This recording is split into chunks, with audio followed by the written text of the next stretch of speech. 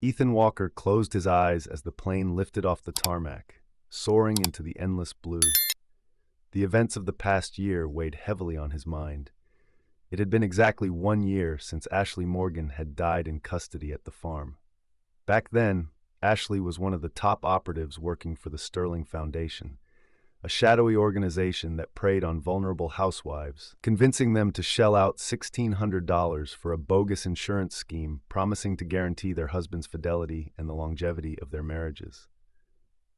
This twisted enterprise was the brainchild of Victoria Sterling, a ruthless tech mogul who, after a messy divorce, had channeled her rage and bitterness into a perverse mission. Vowing revenge not just on her ex, but on all men, she sought to punish them in the most sadistic ways imaginable.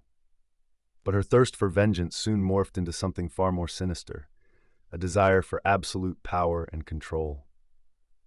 She envisioned a society completely dominated by women, where men were nothing more than subservient pawns. To achieve her twisted vision, Victoria knew she needed powerful allies, and she set her sights on the highest office in the land, the President of the United States, a man whose political career had been dogged by rumors of infidelity and scandal. Everything had been going according to plan until Ashley was apprehended by a joint task force comprised of federal agents and private contractors, operating out of a secluded, fortified compound known as the farm. Ethan, a former soldier-turned-private investigator, had been the one to bring Ashley in. It was a personal victory, laced with a bitter irony. His own wife, Samantha, had fallen victim to the Sterling Foundation's brainwashing tactics, nearly killing him in the process. After a weekend retreat with friends, orchestrated by Ashley, Samantha had slipped a potent psychoactive drug into Ethan's food, attempting to subdue him and strip him of his agency. Her misguided actions, fueled by the Foundation's twisted ideology, had almost cost Ethan his life. She was now serving a 30-year sentence for attempted murder. The experience had shaken Ethan to his core, and he was recruited into the task force, dedicating the last year and a half to dismantling the Sterling Foundation. Ashley's death, though a tragedy, had yielded a treasure trove of information. Her computer and personal files were a goldmine, revealing the horrifying truth. Samantha, along with countless other women, were nothing more than lab rats in Victoria's grand experiment. Their goal was to create a new breed of docile, submissive men, stripped of their masculinity and autonomy, all to fit Victoria's twisted worldview. Ashley's diaries detailed disturbing accounts of women subjected to experimental procedures and powerful hypnotic techniques, all designed to break their will and render them completely suggestible to the Foundation's commands. This explains Samantha's drastic personality change and her chilling attempt on Ethan's life. Her lawyer had seized upon this new evidence, using it to appeal her sentence. Ethan was torn. Part of him still loved Samantha, but could he ever trust her again? What if the programming ran deeper than they knew? It seemed the courts shared his concerns, ordering Samantha to undergo intensive therapy and monitoring under the task force's supervision for at least a year to prevent any further incidents. 6 months had passed. Besides occasional headaches, Samantha seemed to be doing all right. Ashley's files also contained an extensive list of the Foundation's clientele. They had over 10,000 active members, spanning every corner of the country. The files also held recordings of meetings between Victoria and her inner circle, discussing plans to silence anyone who dared to expose them. No names were mentioned, just a series of initials. It was clear Ashley used a cryptic shorthand. FL, LS, DA, ML, and NC appeared most frequently. ML was assumed to be Mona Larson, Victoria Sterling. Researchers were working tirelessly, combing through online databases, desperately trying to connect the other initials to real people. The 5 sets of initials, especially ML, which was believed to stand for Mona, became the focal point of the investigation. Tech analysts were tasked with scouring the web for any shred of information that could link Victoria Sterling to the other initials. After Ashley's death, Rick Carter, Ethan's old war buddy and current boss at the FBI, insisted he take a well-deserved break. Ethan spent the next month with his kids, traveling across the country. They hit Disneyland first, naturally. The next 3 months were a blur of intense training at classified facilities most people didn't even know existed. Marksmanship, hand-to-hand combat, tactical driving, everything Ethan needed to face the escalating threat of the Sterling Foundation. While they had stopped recruiting new members, claims from existing clients were still being processed, putting countless husbands at risk. Some of them, Ethan knew, were innocent, caught in a web of deceit they never saw coming. For the past 8 months, Ethan had been running interference, intervening in these cases before they could escalate. He'd just wrapped up one such mission when a message flashed across his phone, a summons from Rick to meet him in D.C. at the Htags Hotel, ASAP. That's how he found himself on a plane, hurtling toward the nation's capital. Maybe I should write a book about all this, he mused as the plane began its descent towards Dulles International Airport. The Walker Files. He chuckled to himself. Who'd believe it? Ethan retrieved his luggage and headed for the exit, where a man in a chauffeur's uniform stood holding a sign that read, Ethan Walker. Ethan Walker, he confirmed. Who sent you? Mr. Carter, the driver replied. He said to take you to the Htags. The driver escorted Ethan to a sleek black limousine. As he settled into the plush leather seat, the driver passed him an envelope. Your room key, sir. Numbers inside. At the Htags, Ethan took the elevator up to his room, lugging his bags. He wasn't surprised to find Rick already there, barking orders into his cell phone as he paced in front of the window.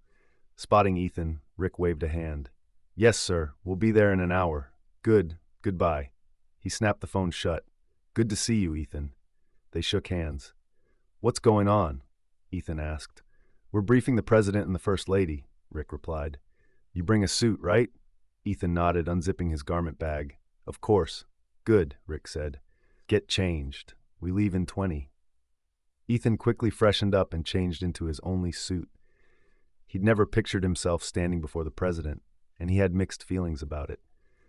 On one hand, he disagreed with some of the president's policies, and his blatant womanizing rubbed him the wrong way. On the other hand, Ethan respected the office and the weight of the president's responsibilities. Besides, how often does a regular guy get to sit down with the most powerful man in the world? Ethan adjusted his tie, grabbed his briefcase, and followed Rick out to the waiting limousine. As they navigated the D.C. traffic towards the White House, Rick briefed Ethan on the latest developments. Our tech guys have been working overtime trying to find any connection between Victoria and those initials from Ashley's notes, he began. And it's been tough going. Turns out, every photo of Victoria out there has either been doctored, scrubbed from the internet, or flagged by social media. A few of our guys got banned from some sites just for clicking on her picture. We're not sure, but we think NC might be a reference to Nina Carson, some high-level bureaucrat in the Treasury Department, the division that oversees the Secret Service. There's another possibility. Nancy Caputo, some big-shot lobbyist for a women's rights group. Could be either one or even both. We're following up on both just to be safe. We also think DA might be Debbie Avery, the senator from New York, the one who spearheaded that whole campaign to get that congressman kicked out for sexting his interns. Turns out he disappeared after that. No one knows where he ended up. We think he might have started working for Victoria. The others, well, we're still in the dark, Rick admitted, shaking his head. Can't seem to connect them to Victoria at all. He paused, his expression turning grim. And that's not the worst of it. We've got intel that suggests the Sterling Foundation might be active again, and all signs point to the president being their next target. I know you're not his biggest fan, Ethan, but if something happens to him, if he gets compromised or worse, well, let's just say it could get ugly. Real ugly. People are already on edge. Yeah, Ethan muttered. No shortage of crazies out there.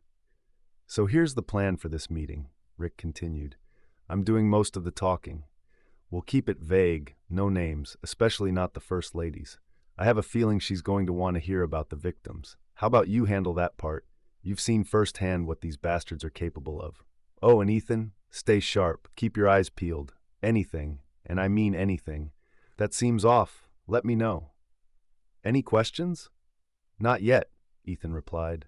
Good, just stick close, Rick said as the limo pulled up to the White House gates. After a thorough security check, Rick and Ethan were ushered into the Oval Office. Ethan scanned the room, his senses on high alert. So far, just a bunch of Secret Service agents doing their jobs. The door closed behind them, and they found themselves face to face with President Jonathan Hayes, the most powerful man in the free world. He was a little shorter than Ethan expected, his dark hair streaked with gray at the temples. He had a firm handshake, the grip of a man who still worked out, despite the demands of his job. President Hayes led them to a seating area and settled onto a couch. A moment later, the door opened again, and a petite blonde woman entered the room. Ethan immediately recognized her as Evelyn Hayes, the First Lady. The president rose to greet his wife, kissing her lightly on the cheek. "Gentlemen, I'd like you to meet the First Lady," he said. "Evelyn, this is Rick Carter and Ethan Walker. They're here to brief us on the Sterling Foundation." She smiled warmly as she shook their hands. "It's a pleasure to meet you both," she said, her British accent still faintly detectable. Ethan couldn't shake the uneasy feeling that had settled in his gut. He had been seeing a woman recently, and she had told him about Evelyn Hayes. According to his girlfriend, Evelyn had started her career as a high-powered lobbyist, working for a major defense contractor. It was an open secret in D.C. that she and Jonathan Hayes had begun their affair while he was still a senator. Some whispered that he had cheated on his first wife with her, but nothing had ever been proven. She was younger than the president, with an engaging smile that belied a certain steely resolve. Rick launched into the briefing. He started by outlining the basics: who the Sterling Foundation was, their twisted agenda, and the task force's ongoing efforts to stop them. He emphasized that the organization posed a very real and immediate threat to the president and the First Family. "It seems clear that they're no longer content with simply targeting unfaithful spouses," Rick explained.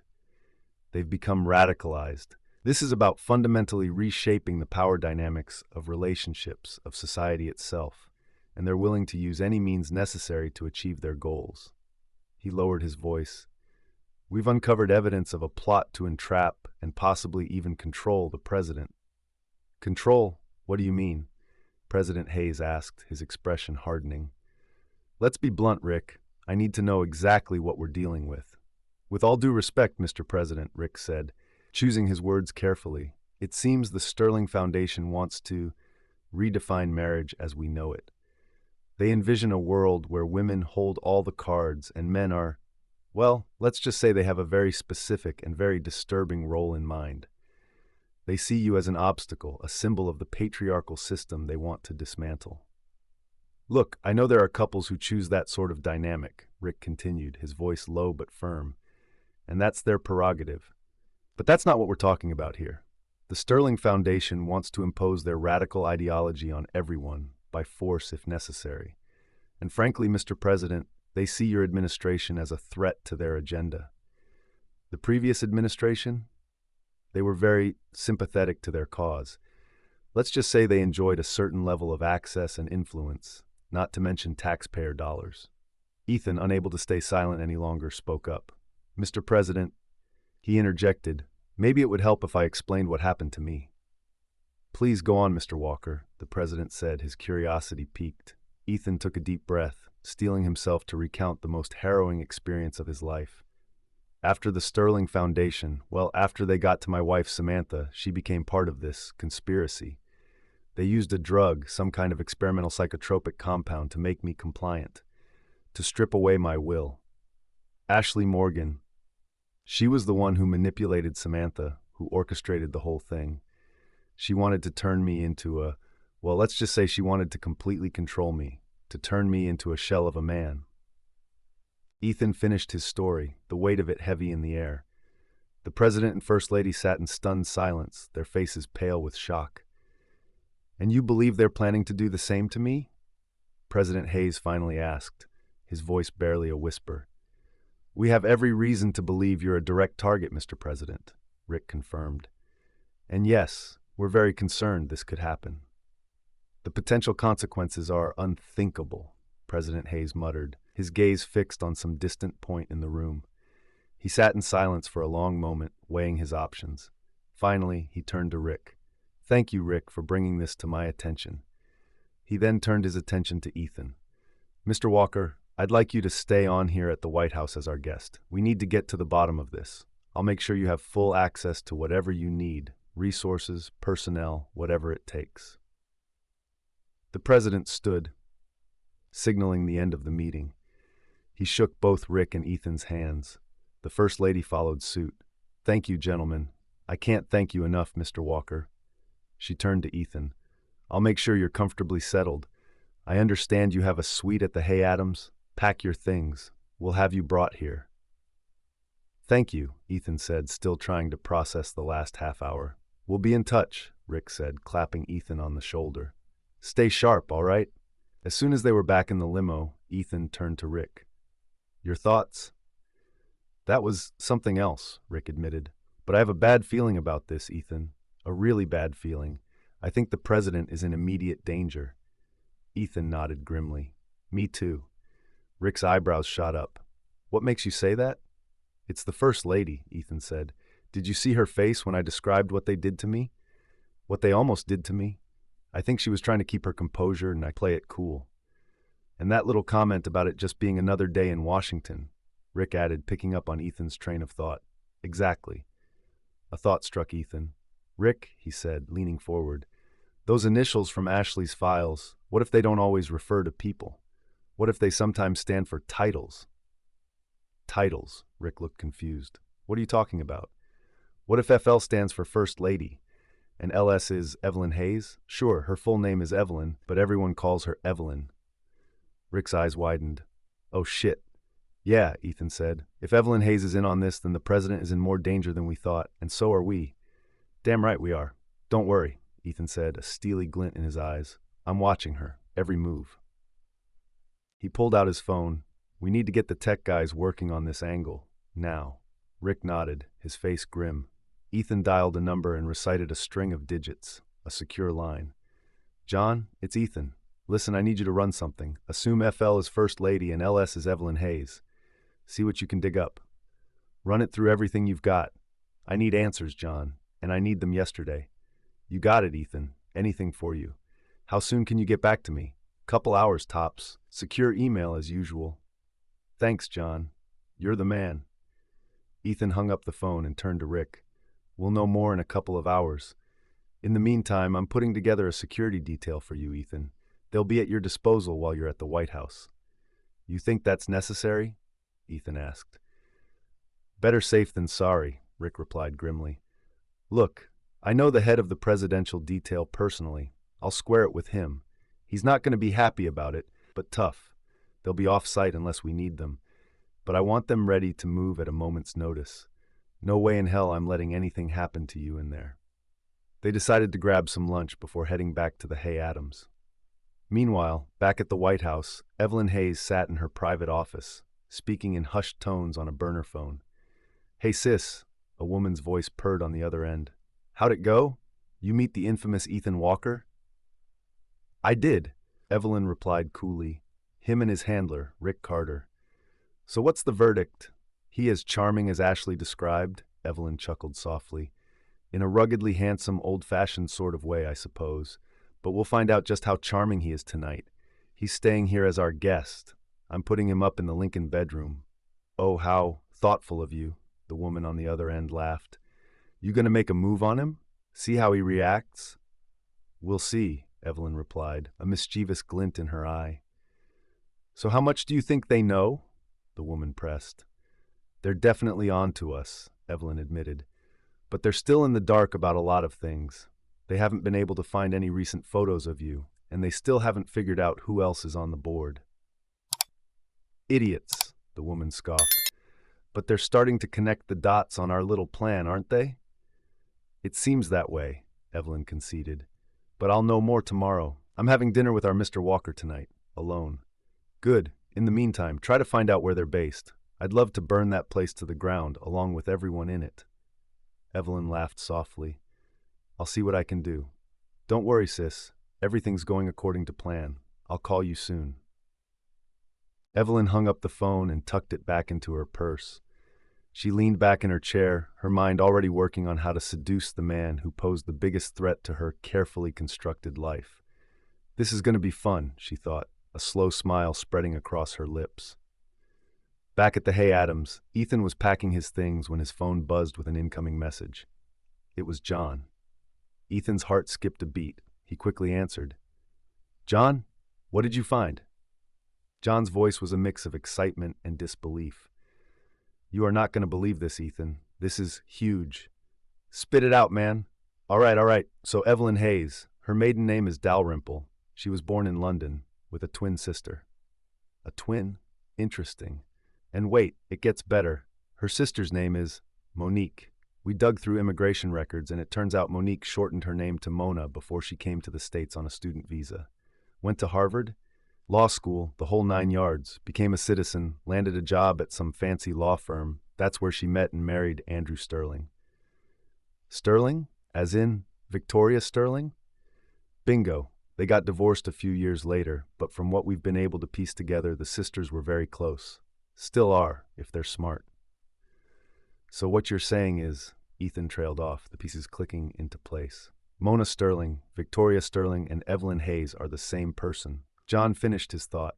"Holy shit," Ethan breathed. His instincts had been right. FL and LS were the same person, Evelyn Hayes, the First Lady. "Keep digging, John. See what else you can find. Great work, guys." Ethan hung up the phone and turned to Rick, who had just entered the room. "We've got a problem," Ethan said, his voice low and urgent. "Evelyn Hayes and Victoria Sterling are twin sisters." "You're kidding," Rick said, his face draining of color. "That means we're in deeper than we thought, and so is the president. We need to get the Secret Service in on this now." They discussed their options, their voices hushed and tense. A short while later, Ethan was back in the limousine, on his way to the White House. As he rode, his mind raced, trying to grasp the magnitude of the situation. The First Lady was in on it. It was almost too crazy to believe. But deep down, Ethan knew it was true. He was walking into a lion's den, and he had a sinking feeling he was the bait. Evelyn escorted Ethan to his quarters for the night, the Lincoln bedroom, located on the second floor of the White House residence. It was part of a suite that included a private bathroom and sitting room. Ethan knew enough about history to know that Lincoln had never actually slept in the bedroom itself. It had been used as a study during his presidency. Still, some of the furniture was original, dating back to the Lincoln administration. The room's focal point was a massive rosewood bed, at least 8 feet wide and 6 feet long, its headboard and footboard ornately carved. Mary Todd Lincoln had purchased it back in the 1860s. While there was no record of any president ever having slept in it, it was believed to have been used by visiting dignitaries and family members over the years. Ethan vaguely remembered Rush Limbaugh bragging about having stayed in the Lincoln bedroom during one of the Bush administrations. He half expected to see a little bronze plaque. "Rush Limbaugh slept here." "Make yourself at home," Evelyn said, a sly smile playing at the corner of her lips. "It's considered quite an honor to stay in this room. I get goosebumps just thinking about all the history." "I bet," Ethan replied, trying to sound nonchalant. He busied himself with unpacking his things, hanging up his suit, and placing his toiletries in the bathroom. "At least you'll be sleeping on a decent mattress," Evelyn said with a soft laugh. "Had to replace the old one. It was awfully lumpy." She perched on the edge of the bed, tucking her legs underneath her. "So tell me, Ethan," she said, her tone changing, taking on a playful, flirtatious quality. "What's it really like doing what you do? Those interventions? Do you ever help those husbands stray? Lead them astray?" Ethan met her gaze, his expression unreadable. "We're not in the business of encouraging adultery, Evelyn," he replied dryly. "Of course not," she said, her eyes twinkling with amusement. "Just curious. Every case must be different." "It is. Sometimes all it takes is a little advice, maybe a reality check, and the affair fizzles out. Problem solved. Other times, well, let's just say it takes a more hands-on approach. We're not just marriage counselors, Evelyn. Sometimes we have to wear a badge and a gun." "Interesting," she purred. "Speaking of guns, I see you're carrying." She gestured towards the bulge beneath Ethan's jacket. "Ever have to use it? Kill anyone?" Ethan bristled at her question, hating the casual way she asked it, as if taking a life was no more significant than ordering takeout. He knew she was playing him, trying to gauge his reaction. He decided to give her a little taste of her own medicine. We're trained professionals, Evelyn, he replied, his voice flat. And sometimes deadly force is necessary to protect innocent lives. And yes, he continued, meeting her gaze directly, I've had to use it. It's not something I enjoy, but it's part of the job. He made a point of adjusting his jacket, as if checking the weapon was secure. I see, she said softly. The air hung heavy between them for a moment. Then she broke the silence. So, Ethan, what about your personal life? Seeing anyone special now that you're divorced? My kids are the only special people in my life right now, he replied, deflecting her question. He wasn't going to give her anything, not while she was a suspect. No one special, huh? She tilted her head, studying him. Not even a date? Come on, Ethan. A year and a half? I find that hard to believe. Don't tell me you haven't been tempted. No fun at all? Believe it, he said. Look, call me old-fashioned, but I still have feelings for my wife. Plus, there are my kids to consider. I need to be able to look them in the eye. And honestly, after everything that's happened, well, let's just say I haven't exactly been looking for a relationship. You'd be surprised the things I've seen, Evelyn, Ethan said, his voice tinged with sadness. The damage this organization inflicts on people, on families, it's devastating. Evelyn raised an eyebrow. But your own wife, didn't she try to kill you? She did, Ethan replied, his jaw tightening. But she was under the influence of a powerful psychotropic drug at the time. She wasn't in her right mind. The Sterling Foundation twisted her into something she wasn't. So you blame them for what happened? For what she did? Absolutely, Ethan said, his gaze unwavering. And I'll do everything in my power to bring them to justice. Every last one of them. God knows how many lives they've ruined. Evelyn frowned slightly, a flicker of unease crossing her features. Yes, well, it seems they've set their sights on my husband now. Who knows? Maybe they're planning to use me the same way they used your wife. For a split second, a look of something crossed Evelyn's face. Guilt? Fear? Ethan couldn't be sure. She quickly recovered, changing the subject. Where are your children, Ethan? She asked. They're at home. Safe. I talk to them every day. And where is home, if you don't mind my asking? Ethan knew she was fishing for information, trying to get him to reveal the location of the farm. They're someplace safe, he replied vaguely, noting her disappointment. He decided to turn the tables. What about you, Evelyn? He asked, leaning back in his chair.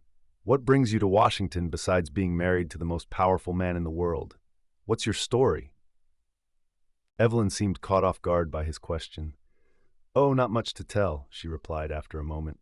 Grew up in London, came here to study, and, well, one thing led to another. I met Jonathan when he was still a senator. We married shortly after his wife passed away. What about your family? Any siblings? I'm an only child, unfortunately, Evelyn said, shaking her head. Parents died in a car crash when I was young. Quite tragic, really. I read something about you having a twin sister, Ethan pressed, watching her closely. Evelyn scoffed. Fake news, she said dismissively. Must have been one of those right-wing conspiracy websites. They love to paint my husband as some sort of globalist villain. Ethan didn't press the issue, but he filed the information away. He finished unpacking and joined Evelyn in the main part of the suite. So, he said casually, I guess you're stuck playing chaperone while I'm here? Evelyn laughed. As a matter of fact, I am, she said, her eyes sparkling with mischief. And I expect to see you for dinner tonight, Ethan. 7 o'clock sharp. Feel free to dress up. With another dazzling smile, she exited the room, leaving Ethan alone with his thoughts. He couldn't shake the feeling that he was in over his head. Why had she lied about having a sister? How deep did this conspiracy go? Later that evening, Evelyn placed a secure call to her sister. So, what did you make of our Mr. Walker? Victoria Sterling asked. He's on to us, Evelyn said, pacing back and forth in her private study. He's asking about my sister. Damn it, Victoria cursed. He knows we're twins? I covered, of course, but he's suspicious. He's going to be watching me closely from now on. This changes things, Victoria said, her voice cold. We need to act fast. Should I take care of him tonight? Evelyn asked, her voice barely above a whisper. Slip something into his drink? No, Victoria said. He'll be expecting that. Too obvious. Besides, he's not the target. Jonathan is. Just keep him distracted. Keep him close. Can you do that for me, sis? Of course, Evelyn said, her voice regaining its composure. Consider it done. Good. I love you, sis. Love you too. Evelyn hung up the phone, her face an emotionless mask. Ethan Walker was a problem, but he was also an opportunity. She would use him to get to her husband, just as she had used so many men before. And then she would get rid of him. Permanently. Meanwhile, Ethan had managed to secure a meeting with David Thompson, the head of the presidential detail. Thompson was not pleased. "Walker," he said, his voice tight with annoyance. "What the hell is this about all these extra agents crawling all over my house?" He was a large, imposing man with a shaved head that gleamed under the fluorescent lights. "Agent Thompson," Ethan replied calmly, "I'm here about the Sterling Foundation." "The Sterling Foundation? What about them?" Ethan laid out his suspicions, explaining that he believed Evelyn Hayes was involved and that the president's life could be in danger. Thompson's face turned red with anger. "I just got off the phone with Carson over at Treasury," he snarled. "They tried to pull this same stunt a few weeks ago, sticking a bunch of their flunkies on my team. Well, I'm not having it. This is my house, and I'm responsible for the president's safety." "With all due respect, Agent Thompson," Ethan said calmly, "I thought this was the people's house." Thompson's face went even redder, if that was possible. He leaned in close, his gaze unwavering. "It is the people's house," he growled, "and my job is to make damn sure it's the safest place on earth. And that's exactly what I'm going to do. I'm not going to have a bunch of untested rookies tripping over their own feet when things go south." He paused, spitting out each word with a venomous precision. "And believe me, they will." Ethan calmly wiped his face with a handkerchief. "Look," he said, holding Thompson's gaze, "I'm not here to step on your toes. We need to work together on this." "Work together? How?" Thompson scoffed. "You think this is some kind of game?" Ethan took a deep breath and decided to lay it all out. He told Thompson about the Sterling Foundation, about Evelyn Hayes, and about her twin sister, Victoria. He even told him about Nina Carson and her suspected involvement. Thompson listened intently, his anger slowly giving way to a wary curiosity. "Damn," he muttered, running a hand over his shaved head. "You really think those new agents, that they're part of this whole thing?" "It's a very real possibility," Ethan said. "Okay," Thompson sighed. "So what do you need from me?" "We need intel," Ethan replied without hesitation. "We need to tap into their communications, phone calls, emails, texts, everything, especially anything going to or from the First Lady." Thompson hesitated, his gaze darting around the room as if he expected someone to jump out from behind the curtains. He lowered his voice. "Look, I've spoken to Rick Carter. He's a stand-up guy, and I appreciate what you're doing. I do. But this is way above my pay grade. Just tell me what you can do," Ethan pressed. Thompson seemed to make up his mind. "Come with me." He led Ethan through a series of corridors and security checkpoints until they reached a heavily guarded door. Thompson swiped his keycard, and the door hissed open, revealing a dimly lit room filled with sophisticated electronic equipment. "Welcome to the Nerve Center," Thompson said with a wry smile. "Don't touch anything." As they walked, Thompson filled Ethan in on the technical capabilities at their disposal. Most of it was over Ethan's head. Algorithms, encryption protocols, signal triangulation. But he got the gist of it. They could listen in on pretty much any phone call, anywhere. "You can even track burner phones?" Ethan asked, impressed. "Piece of cake," Thompson replied. "We track them all the time. Tourists, dignitaries, protesters, you name it. We've got the system rigged to flag certain keywords. The recordings won't start until those words are spoken, but we log the metadata on everything. Of course, all official communications are encrypted. You think they're stupid enough to use regular cell phones for this?" "I don't know what to think anymore," Ethan admitted. "But something tells me they're not taking any chances. They know we're listening. The best way to stay under the radar is to keep it simple, low tech. At least that's my gut feeling." "Your gut's usually right," Thompson said, leading Ethan to a bank of monitors. A complex diagram lit up the screen. "See those red dots? Those are cell phones that have been active recently within the White House perimeter." Thompson manipulated the controls, zooming in on a particular area of the map. One red dot pulsed insistently. "That one's on the top floor," Thompson said. "The First Lady's private study." He clicked on the dot and a window popped up, displaying a stream of data. IMEI number, carrier, call logs. "Is that phone currently in use?" Ethan asked. Negative, Thompson replied. Looks like a call was placed a few minutes ago, same number she's been calling for the past few days. Can you trace the other number? Find out where it's located? Give me a couple hours. We can pinpoint it to the nearest cell tower at least. Can you patch me in? Record any further calls? Thompson nodded. Already done, and I've flagged both numbers. You'll get a notification anytime they're used. He pulled up another program on the monitor. Here, give me your phone. I'm installing a tracking app. You can monitor their movements in real time. Ethan unlocked his phone and handed it to Thompson. There, Thompson said, handing the phone back. You're all set. You're a lifesaver, Agent Thompson. I owe you one. Don't mention it, Thompson said. Just doing my job, keeping the president safe. He paused, a strange expression crossing his face. Look, Walker, can I ask you something? Man to man? Shoot. These rumors about the president, about him and the ladies, are they true? Ethan chuckled. You've been in Washington too long if you have to ask that, Thompson. Seriously, though, have you seen the First Lady? I wouldn't even look at another woman if I were married to her. But hey, I'm just a Secret Service agent, not a marriage counselor. Maybe they have one of those arrangements, Ethan suggested. Maybe, Thompson said doubtfully. Just watch yourself around her, all right? Keep your guard up. I will, Ethan promised. I'll be careful. Got it. We'll keep each other posted. Ethan thanked Thompson again, and they headed back to their respective posts. Ethan pulled out his phone and dialed Rick's number. Rick, it's Ethan. We got a hit on that burner phone. Thompson's running it down now. He's also setting us up with a way to monitor their communications. He's a good guy, by the way, just a little protective of his turf. I'm not surprised, Rick chuckled. He should be.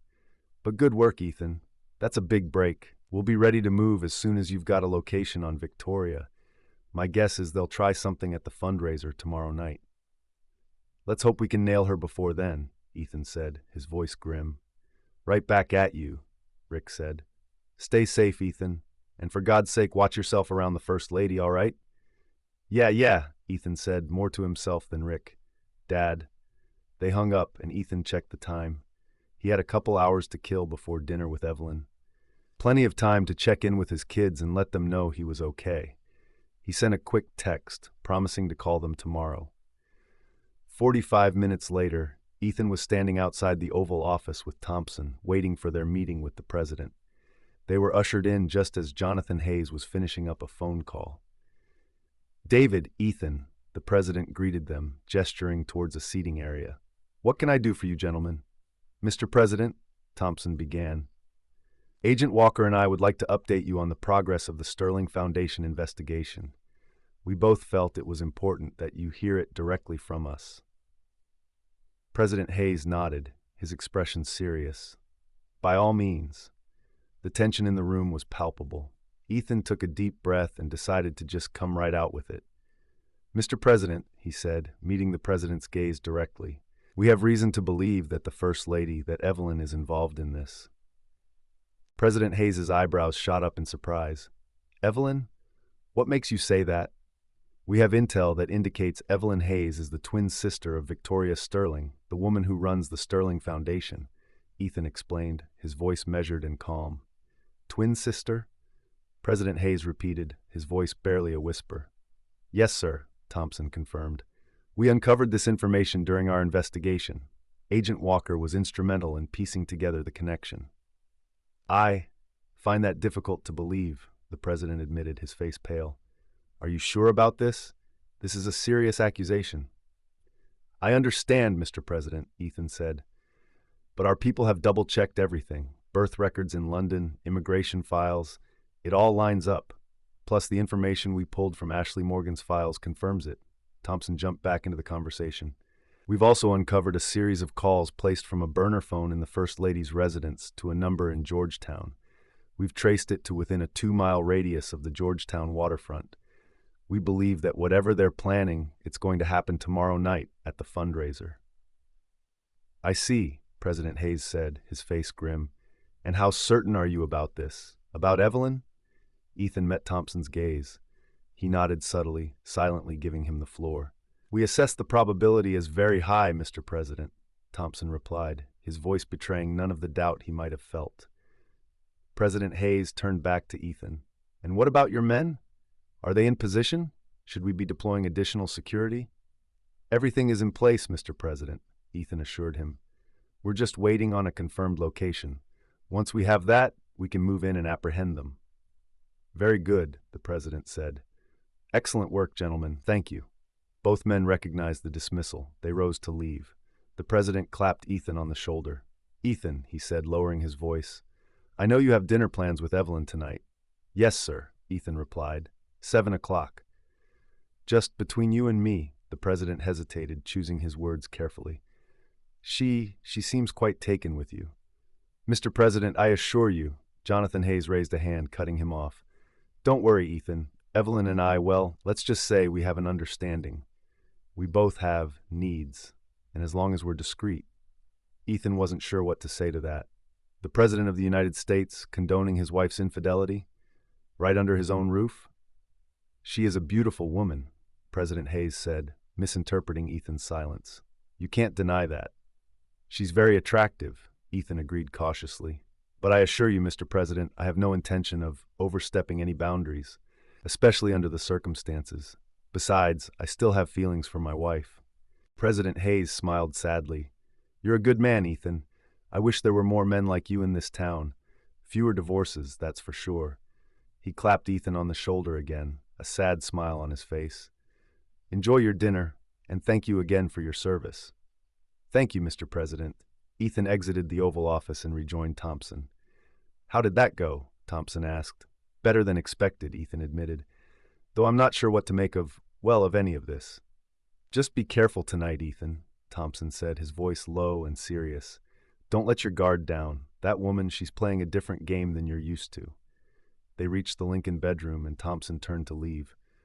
Oh, and Ethan, we got a location on that burner phone. Just came in. Texted you the coordinates. My guys are standing by. Just say the word and we'll move. I appreciate that, David, Ethan said. I'll let you know. You do that, Thompson replied. And Ethan? He paused, his gaze unwavering. She's dangerous. Don't underestimate her. I won't, Ethan promised. He closed the door behind Thompson, feeling a knot of dread tightening in his stomach. He had a bad feeling about this, about tonight. Ethan showered and changed into a clean shirt and slacks. As he adjusted his tie, his fingers brushed against the small capsule in his pocket. It was a last-minute precaution developed by the tech guys at the farm. They had analyzed the data from Ashley Morgan's files and come up with a kind of universal antidote, something that could counteract the effects of most psychotropic drugs. It wouldn't be foolproof, but it might buy him some time if things went south. He glanced at his watch. 7 o'clock. Time to face the lioness in her den. A sharp rap on Evelyn's door, and Ethan entered the room. Evelyn had gone all out.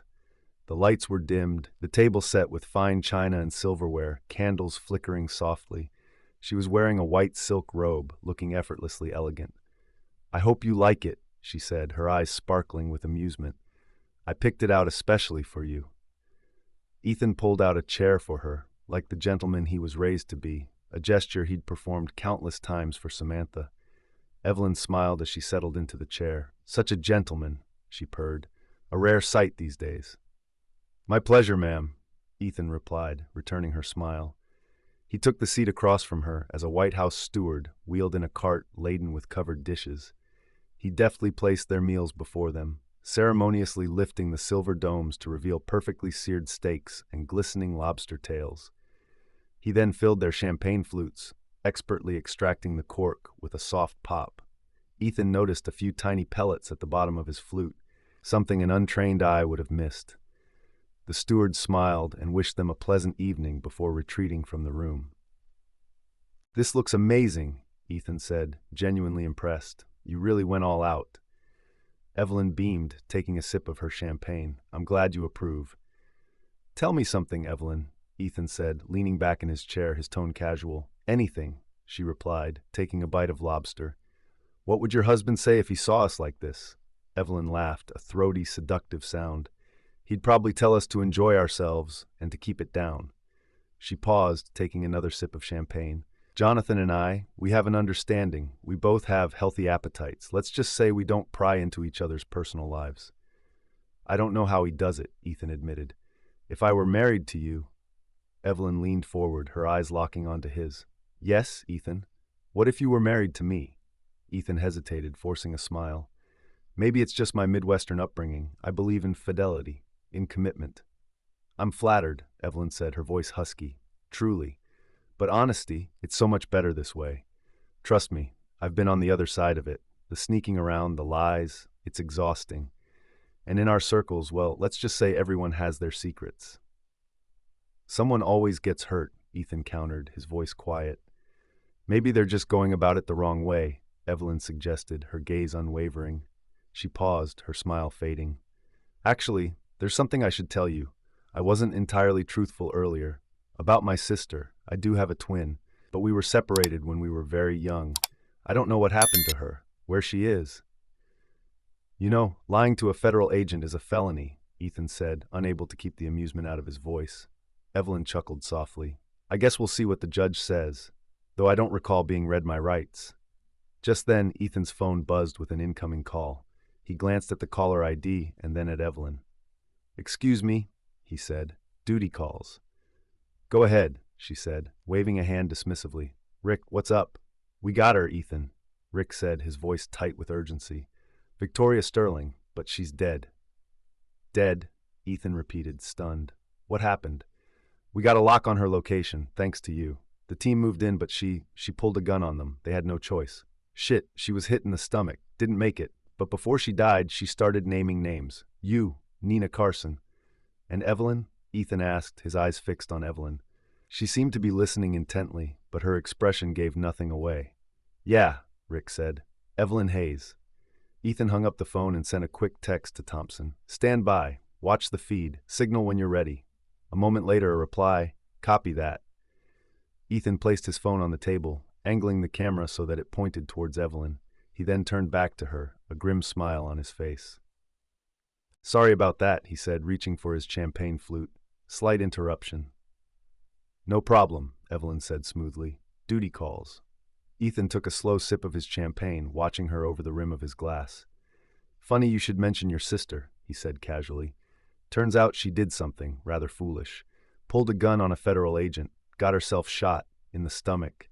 Messy way to go, but before she died, she started talking. He paused, letting the words hang in the air. Named you, and Nina Carson, and a few others. Evelyn froze, her face paling. You bastard, she hissed. I thought you might be interested, Ethan said, his voice cold and hard. You know, I was going to make this the best night of your life, Evelyn, but I guess that's not happening now, is it? You have no idea, she began, her voice trembling with rage. Ethan cut her off. You really should cover up, Evelyn. Any minute now, a bunch of very serious men with guns are going to barge in here and arrest you, and I'd hate for them to see you like this. Why, Ethan? Evelyn asked, her voice suddenly small and vulnerable. Why would you do this to me? To us? Why? Ethan repeated, incredulous. You're married to the most powerful man in the world. You have everything. Why risk it all for this? Evelyn's face hardened. You wouldn't understand, she spat. Power, Ethan. It's all about power. In this town, in this life, it's the only thing that matters. I loved my sister, but she was an ideologue, a fanatic. She wanted to change the world. Me, I just wanted power. And I would have had it, Ethan, if it wasn't for you. She reached into the pocket of her robe and pulled out a small vial. In a swift movement, she uncorked it and swallowed the contents. Then she grabbed Ethan's champagne flute and drained it in one gulp. Her face contorted in pain, her eyes widening in horror. Ethan realized what she had done. Get in here now, he shouted into his phone, sending the prearranged signal to Thompson. The door burst open, and Thompson, flanked by several Secret Service agents, rushed into the room. They were too late. Evelyn lay slumped in her chair, her face pale and lifeless. Thompson knelt beside her, his face grim. He carefully picked up the empty vial, placing it in an evidence bag. Whatever that was, it was meant for you, Walker. I know, Ethan said quietly. Just then, Jonathan Hayes entered the room, his face drawn and weary. His eyes fell on Evelyn's lifeless form, and his face crumpled. No, he whispered, his voice breaking. Evelyn, Mr. President, Ethan began, but he was cut off by the president's anguished cry. Did you have to kill her? He asked, his voice raw with pain. She did it herself, Mr. President, Ethan replied gently. I have it all on video. President Hayes shook his head, tears streaming down his face. He knelt beside Evelyn, cradling her lifeless hand in his. Thompson gently pulled him away. Mr. President, he said softly, we don't know what she used, but it appears to be fast-acting. It's best not to touch her until we've run some tests. President Hayes nodded numbly, his face pale and drawn. He looked up at Ethan, his eyes filled with a mixture of grief and confusion. Is it over? Are they all gone? Victoria Sterling is dead, Ethan said. The others are being apprehended as we speak. As far as I know, Mr. President, the threat is over. Thank you, Ethan, the president whispered, his voice choked with emotion. He turned and slowly walked out of the room, leaving Ethan alone with the body of the woman who had almost destroyed everything he held dear. Guess she figured if she went down, she was taking everyone with her, Ethan said, watching her closely. Evelyn's composure finally cracked. You bastard! She spat, her face contorted with rage. You knew she was my sister. I confirmed it this afternoon, Ethan said calmly. You were supposed to. I was going to give you the best night of your life. She trailed off, her voice laced with a desperate, almost childlike plea. Ethan raised his flute in a mock toast, and I suspect it would have been the last night of mine. He set the glass down, his gaze hardening. You know, you really should cover yourself up. A team of federal agents will be here any minute. I doubt you want to be splashed all over CNN looking like that, do you? He leaned forward, his voice low and dangerous. Before I place you under arrest, Evelyn, I have one question. Evelyn, realizing the game was up, pulled her robe tighter, her hands shoved deep into the pockets. What? She asked, her voice barely a whisper. Why? Ethan asked, his voice filled with a mix of anger and sadness. You have everything. You're married to the most powerful man in the world. You could have anything you wanted. Why risk it all? Evelyn's face twisted into a bitter smile. Easy for you to say, Mr. Midwestern Values. You have your kids, your wholesome little life. You don't understand what it's like in this town. Power, Ethan. That's what it's all about. I loved my sister, I did, but she was obsessed. She wanted to remake the world in her own twisted image. Me? I just wanted power, and I would have had it if it wasn't for you. In a flash, she pulled her hands out of her pockets. In one hand, she clutched the vial she had been concealing. Before Ethan could react, she uncorked it and swallowed the contents. Then she grabbed his champagne flute, draining the poisoned drink. Her face contorted in pain, her eyes bulging. Ethan lunged for her, but it was too late. She collapsed onto the floor, her body convulsing. Get in here! Ethan roared into his phone, his voice thick with panic and adrenaline. The doors flew open, and Thompson, along with a team of Secret Service agents, stormed into the room, their weapons drawn. They swarmed towards Evelyn, but she was already gone. Her chest was still, her face ashen. Thompson, his face grim, slipped on a pair of latex gloves and picked up the empty vial, placing it carefully in an evidence bag. He handed it to Ethan. Whatever that was, Walker, she meant it for you. Ethan nodded, his throat tight. I know. Just then, President Hayes entered the room, his face haggard and pale. He froze, his eyes widening in horror as he saw Evelyn's body sprawled on the floor. His composure crumbled, and he let out a gut-wrenching sob. Did you have to kill her? He asked Ethan, his voice thick with grief and accusation. She did it herself, Mr. President, Ethan replied, his voice soft and steady. I have the whole thing on video, her confession, her suicide. President Hayes shook his head, his body racked with sobs. He knelt beside Evelyn's body, pressing his forehead against hers. Thompson gently pulled him away.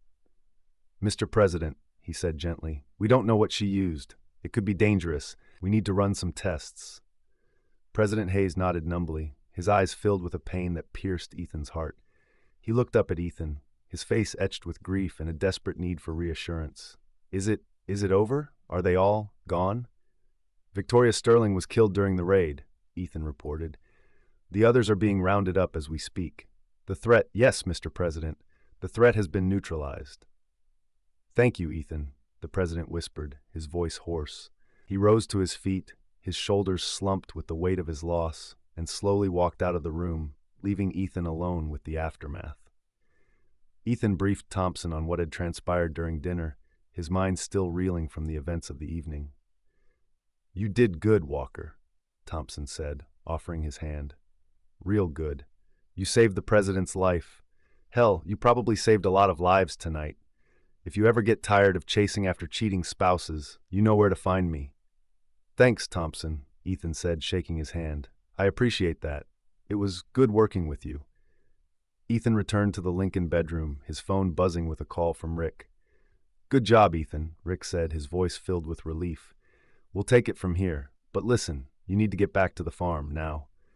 "What's going on?" Ethan asked, a knot of dread forming in his stomach. "It's Samantha," Rick said, his voice grave.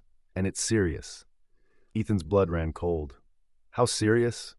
"Just get here as fast as you can," Rick said. Ethan didn't need to hear any more. He grabbed his things, his heart pounding in his chest, and rushed out of the room. A few hours later, he was back at the farm, his mind racing with 1,000 dark possibilities.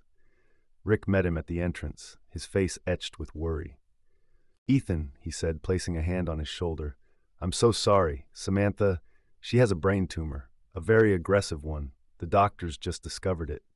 "What the hell?" Ethan gasped. "How could they miss this? Why wasn't it caught sooner?"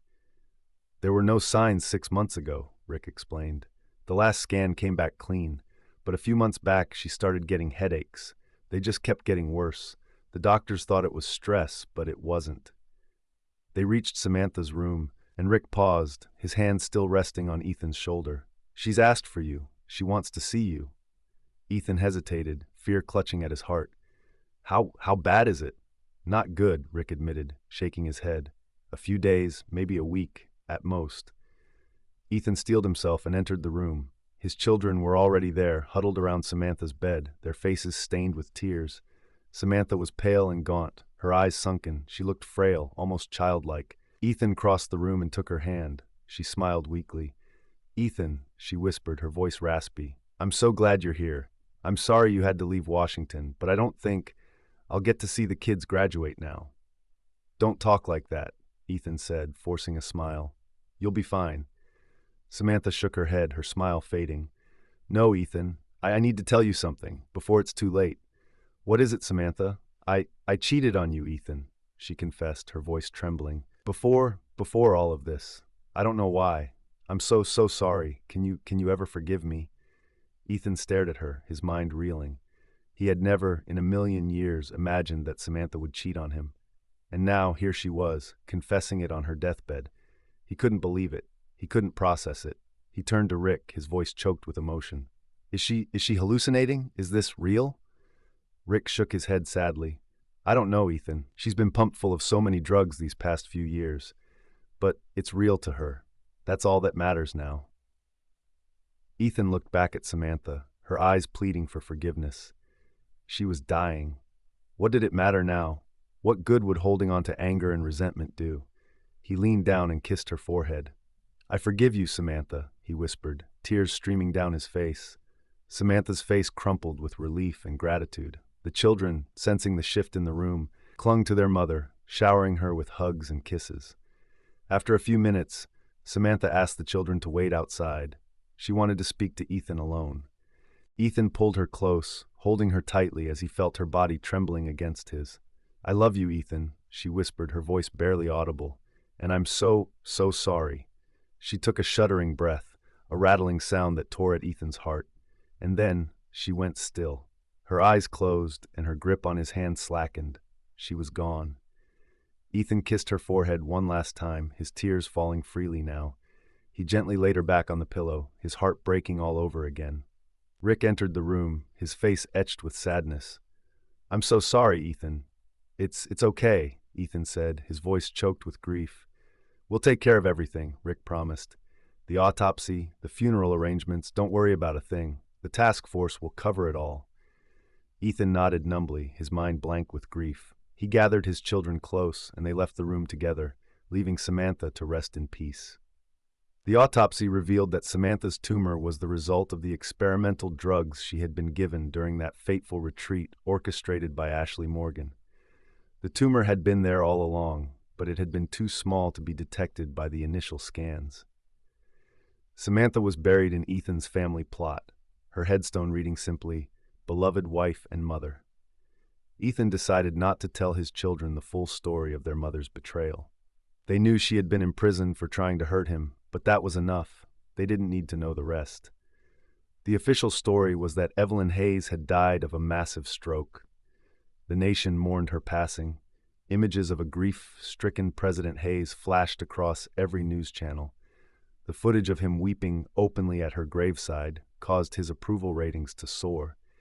Even his most ardent critics hesitated to attack a man in mourning. Ethan knew that Jonathan Hayes would be re-elected, his victory all but guaranteed by his wife's tragic death. Lab tests revealed that the substance Evelyn had ingested was a highly potent and fast-acting poison, a more lethal version of the drug Samantha had used on Ethan. No wonder it had killed her so quickly.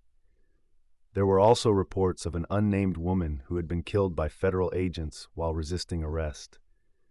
Ethan knew it was Victoria Sterling, but her connection to the First Lady and her role in the conspiracy against President Hayes were never made public. Rick was relieved that the immediate threat was over, but he warned Ethan that the fallout would likely continue for years to come.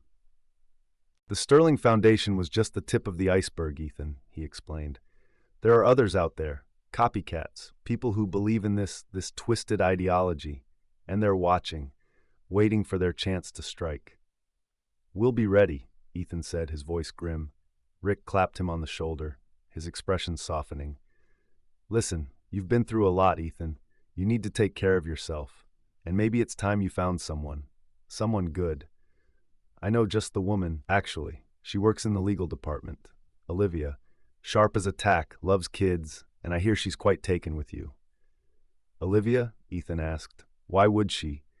"She's my daughter, Ethan," Rick said, a sly grin spreading across his face. "And it just so happens she's your age, single, and looking for a good man. You're setting me up with your daughter?" Ethan sputtered, incredulous. "Just think about it," Rick said, handing him a slip of paper with a phone number scribbled on it. "Give her a call. She's expecting to hear from you." Ethan sighed, shaking his head. "You're unbelievable, Rick." "Just doing what any good father would do," Rick replied with a wink. "Besides, I'd love to be a grandfather someday." Ethan laughed, his heart feeling a little lighter than it had in months. He slipped the paper into his pocket, a sliver of hope cutting through the darkness. Maybe Rick was right. Maybe it was time to move on, to find some happiness again. Ethan called Olivia that night. They talked for hours. She was everything Rick had said she was. Smart, funny, kind, and she adored his kids. They started dating, and soon Ethan found himself falling in love again. He knew he could never replace Samantha in his children's hearts, but Olivia brought a light and joy back into their lives that had been missing for too long. They married a year later, Ethan's children standing proudly by their side as best man and maid of honor. Ethan was grateful that he wouldn't have to hide his work from Olivia. She knew everything. And as it turned out, Rick's dream of being a grandfather would soon come true. Olivia was expecting. Ethan had finally found a reason to smile again. A reason to believe that even in the darkest of times, hope could still bloom.